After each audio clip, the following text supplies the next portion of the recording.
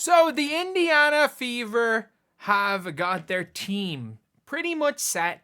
Like, it's going to be this team plus a rookie. Like, it's going to more than likely be this exact team minus Jaylen Brown plus a rookie. Like, that would be, like, that's the likelihood, the likely scenario of the Indiana Fever right now. I reckon they use one of their rookie picks on Anastasia Kosu, send her away, and is Soltau in the draft? If Anika Soltau is in the draft, then maybe you take Anika Soltau. But if not, I don't know. It'll be interesting to see why the national players are in the draft anyway. But yeah, so obviously they've got their team players being brought in, and it is a really interesting one because Aliyah Boston has confirmed. I forgot to bookmark a clip of this, by the way, and I've seen the clip, could not find it anywhere. It was from an interview she did with Moro Sports Media, and yeah, this is what she said. Aliyah Boston and the Indiana Fever front office. Definitely in the loop. I think the front office did a great job of definitely including us at who they were looking at.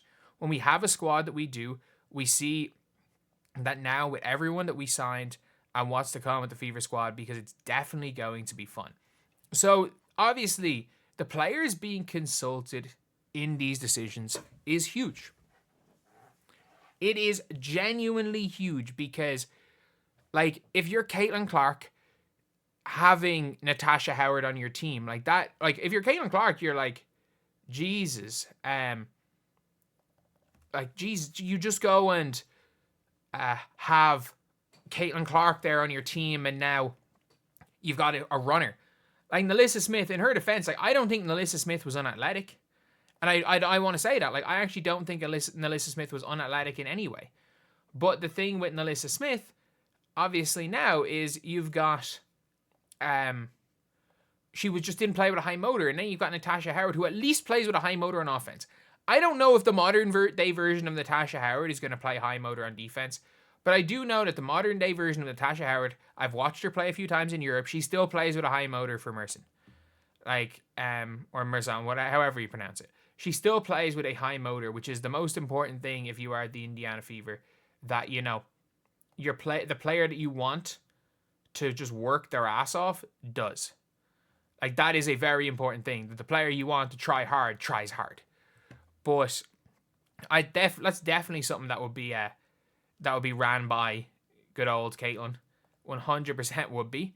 And you've got now, like, Bree Turner, who I think the team were probably, like, running it by the players. Like, I don't think, apparently with the Sydney Colson one, that it was like Caitlin Clark wanted Sydney Colson specifically. And if that's the case, then great. Like, if you are making, it's great if you're making decisions based on the star player of your team. If you're able to make decisions based on what the star player of your team wants, it's good for the star player. And then you've got Aliyah Boston, who, for me, somebody like Natasha Howard plays really well off Aliyah Boston. I think Sophie Cunningham plays well off anybody. In Sophie Cunningham's defense, she is a really strong, just connective piece. Like, she can play that role extremely well. And yeah, it's all in all, that's what you're looking for. That's what you want in a player. And then with the draft, it's probably going to be some talk as well. And that's a big thing. Like, that is a real big thing. I want to see what people are saying here, because it's an important thing to make sure your star players know. Like, again, just like when it comes to Caitlin Clark, like, people think, obviously, Sydney Colson has said some anti-Caitlin Clark things. Like, for example, if whether or not they want to go and draft Georgia Amor as their backup. Like, Georgia Amor, the stuff that she's liked on Twitter is, like, so far beyond. It's, like, so far beyond what is, like, acceptable. Instead, I find it's funny when people say there's going to be an issue in their locker rooms due to egos. Everyone's on the same page with the signings. Actually, when even someone recently on here swore up and down that teams in W don't keep their best players in the loop on move. Clearly they do. I think some teams don't. I don't think the Fever or the Thing kept Marina Mabry in the loop. I don't think the Sun did at all. Genuinely, I don't think the Sun did it all. It's always projection until hard proven otherwise. Sorry, out of drama's all in your heads. Nice note they discuss potential players. Team chemistry seems to be incredibly important. And that's the thing where it's like, team chemistry is going to be fine. Even with Bree Turner, like, there's nothing. Bree Turner is not going to cause team chemistry issues herself. Bree Turner just might cause a Twitter shitstorm, and that could cause issues in the that genuinely could cause issues in the locker room. But like, Bree Turner herself, from everything I've read, great teammate.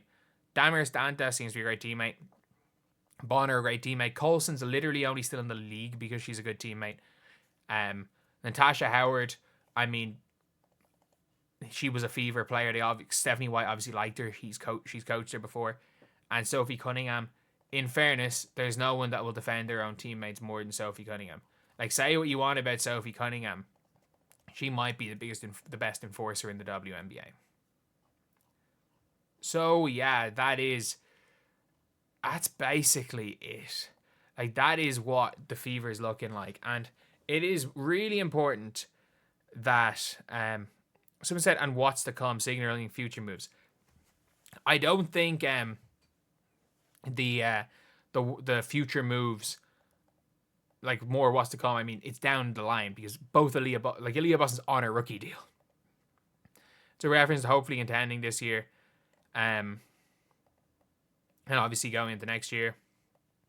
Seems like she's committed to playing the entire year in Indiana, career in Indiana. I think like, anyone who's smart will attach themselves and want to play their whole career with Caitlin Clark. Because if you're good and you play with Caitlin Clark, as much as, yes, Aliyah Boston was hyped, Aliyah Boston was an Adidas athlete. If the Indiana Fever still sucked, Aliyah Boston's face is not on every single Adidas store I went to in New York.